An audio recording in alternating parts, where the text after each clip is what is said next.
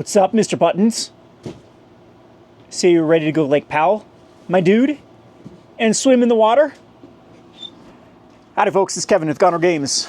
This is my last video for the week before I go off to, not like I'm consistent anyway on this channel, before I go off to vacation. So I'm gonna leave this nerd in charge. Talmadge, you've seen him before. Maybe he'll produce some videos while we're gone. Maybe not. Maybe he's not allowed to, apparently. But yeah, we'll be going on our little vacation to Lake Powell, my favorite place in the entire universe. Google it. Hopefully it is not going to go extinct here in a few years as the water levels in this area continue to decrease year after year. But anyway, we're going to just do a quick little update video here and tell you what's going on. So first of all, we are starting to see everything running on full cylinders. So I think that you saw by now the Q2 earnings by Wiz of the Coast, which were absolutely crazy. Where they've just broke every record that Final Fantasy was as big of a release as everyone says it was. It will be interesting to see how the subsequent waves of the Commander decks, we have tons rolling in. Now every distributors are chock full of these, but TCG player and eBay prices continue to be really, really stubborn at the 220. Every time it dips before 220, they are immediately scooped up.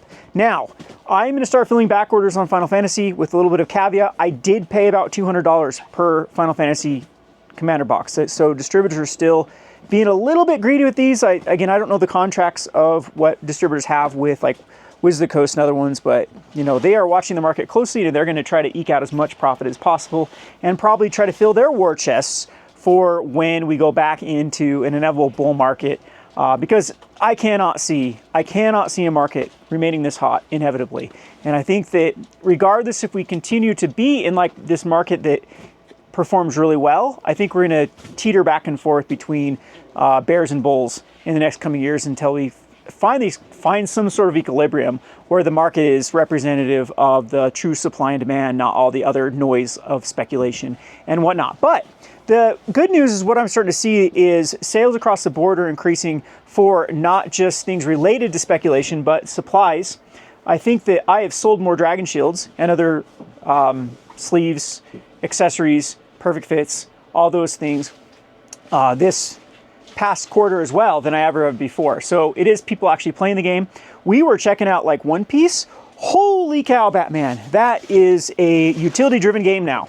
There are lots of cards that were $1, $2, and now up to $3, $4. It seems like even tier 2, tier 3 decks are increasing demand for decks, and I'm excited about Gundam. Hopefully Gundam can follow suit as well and be a game that actually takes off and is played at a high volume level. So we were a little bit lower on our pre-release for Edge of Eternities. I think that people are still choosing to put money into like Final Fantasy and buying all the stuff that they currently want on the market. I actually thought that it was a pretty fun little pre-release. It didn't seem as bomby as Final Fantasy, but it also did seem very curve dependent. It seems like that, you know, people that have nice curves in sealed, it really rewarded those type of strategies. But I thought it was very skill dependent. I actually liked the mechanics of Edge of Eternities. We'll have to wait and see how, when the dust settles, if people actually enjoy drafting it or if Standard actually picks up. So that's going to be the big question going into the fall season. This is an early rotation for Standard. So it's actually coming at the lull of Magic. And that's what Standard used to actually hit the sweet spot.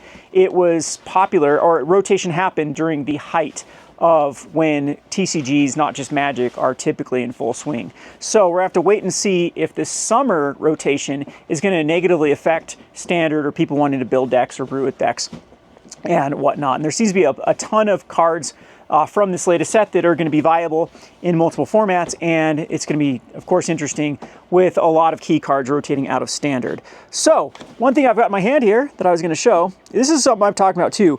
We are now starting to see a lot of companies enter the market, like GameGenic is trying to make a move on even going into like top loaders, and they're extending their lines. And I've seen a lot of other companies start to pop up too. There's one called Iron Shield.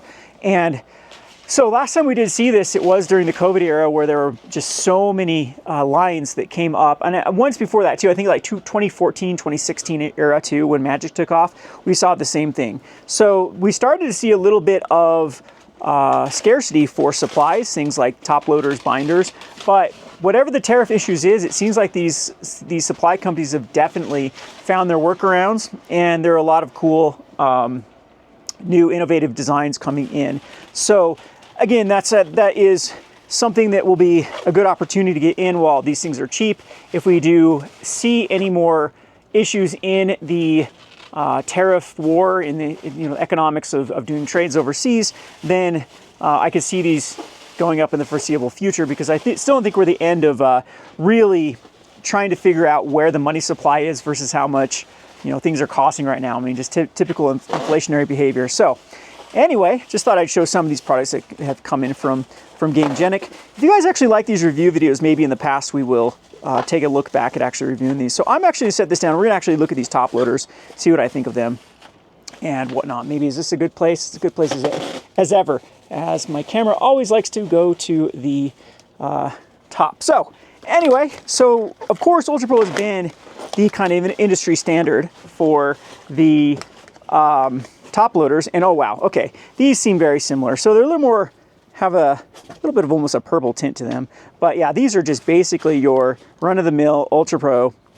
What point do these say on them? So they're 35 points. I don't know if they're going to come up with like a slimmer one. I know some people like Pokemon like a little bit of the thinner, the 25 points. But the 35 points are pretty good for double sleeving. So you can put a card in them, a sleeve in them, even an outer sleeve. And then even a team bag can go over them if you want like the absolute protection for the top loader. So these feel very similar to the Ultra Pro ones. If I was prepared, I'd actually show side by side. But they're a little more expensive than the Ultra Pro version of them. But it is nice to see another competitor come into the mix. Another product too that has just absolutely been selling off the shelves is these Squire Pluses. So Squire Pluses from Gamegenic have the little insert where you can actually put a card in a top loader and throw it in. So you can actually show off your commander. These ones are very, very popular as of late. So anyway, yeah, it's interesting now with all the supply companies really starting to find like I said, a workaround the tariffs. We're starting to get everything back in stock. So even things like the dungeons, we have like bastions continue to be popular. Ultimate Guard, I mean, these Ultimate Guard and Gamegenic are definitely at kind of a war with getting these like more innovative versions of deck boxes to market. So we have Ultimate Guard coming out with an entire new line of Magic symbols on, and they're hitting the Magic-based products incredibly hard as well. So yeah, all up and up. We have just a really robust market that continues to do strong. We'll have to see what this era product, like the Ixalan's and the Wildsville Drain, as they inevitably will probably get one or two more reprint before I'm expecting their last calls to be maybe, early January, March. So don't listen to all the people. I keep getting comments. Where's your proof, Kevin, that the Wildsville Drain will be reprinted again? Like, okay, Friction LB1 was just barely reprinted again. It's barely reprinted for X and LB1. If Wizards of the Coast has the opportunity to make a buck, they're going to do it. So all the know-it-alls in the comment section, you guys are tiresome. Like, I don't even think that Commander Masters has had its last call. I don't even know if it's done. Wizards of the Coast has never like specifically announced that. Now, speaking of which, this is a set that I'm absolutely kicking myself on because Commander Masters was just such a duh to sink some money in. But that was an era that I don't think anyone can blame anyone for not getting in on this, because we were in reprint hell. Because what was this? Doubling Season was like triple printed during this era, and it was one of the chase cards that they were trying to like showcase for Commander Masters. And then there was the medallions that were also in Modern Horizons 3 and in Commander Masters. And then did we even see one of them printed in a Commander deck? And so it's like everyone just lost faith in reprints. I even remember making a video saying that reprints were over, that there's no way the market could absorb them, and that this Universes Beyond is going to be the next thing, because it's the only thing that Wizards now can actually sell people on when they've destroyed their reprint equity. Now, I am not quite under that same kind of opinion at this point, as I think that the player base of Magic continues to impress. And I mean, eventually there has to be a tipping point if we ever see, like the very worrisome part of Magic the Gathering, if we ever do see like a real big lull where something becomes more popular, even if like Riftbound or something else comes in, steps in, and people lose interest in Magic, there is so many cards in the secondary market. Just think of it, if it's just like a 5% or 10% of the player base decides that they are, you know, tired of it. Think about all the cards. So the thing about that was Magic the Gathering's done so well in the past couple of years is it's created a lot of super fans. It's created, like, especially Commander players, where they're the ultimate consumers, where they build 10, 15, 20. You saw me interviewing some of my Commander players at one point, where even the most casual of them, I guess you wouldn't even call them casual, but just the people that, you know, just come and hang out, have 20, 30, 40 decks. And there's a lot of cards in like Commander Masters that hold value in the $3, $4, $5 range that are in all those decks. And it's just so, you know, people don't want to re-sleeve them or move them from one deck to the next. So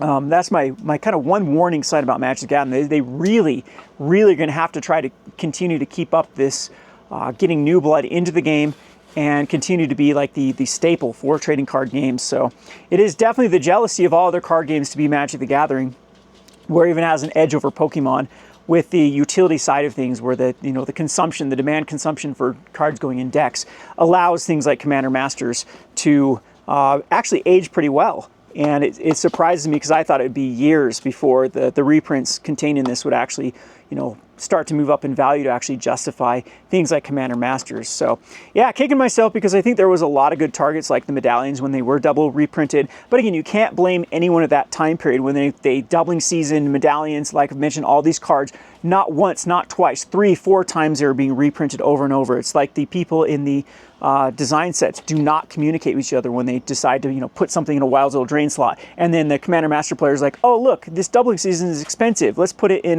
Commander Masters as well. And then it's like, oh, well, look, we're on Modern Horizons 3. Let's actually, this card looks like it needs a reprint. Let's throw it in here. And then, you know, and then a Secret Lair team actually does that. Oh, doubling season will go perfect for the secret. And then you see what happens with the reprint. So hopefully Wizards can eventually get that crap together. Apparently they've hired economists. Apparently my one big worrisome again with Wizard of the Coast is last time they were on this big high with Lord of the Rings, then the hubris was so great that they were like, we can do anything and the market will just absorb it. And then we did go through that absolute crash of the Magic the Gathering market. So anyway, that's what I got today. Like I said, I didn't even comb my hair today, so I need to get going and get packed and everything shipped off and ready to go and everyone updated, and then hopefully things don't burn down while this idiot's in charge. And yeah, maybe I'll take some pictures from Powell. I know Chloe's excited.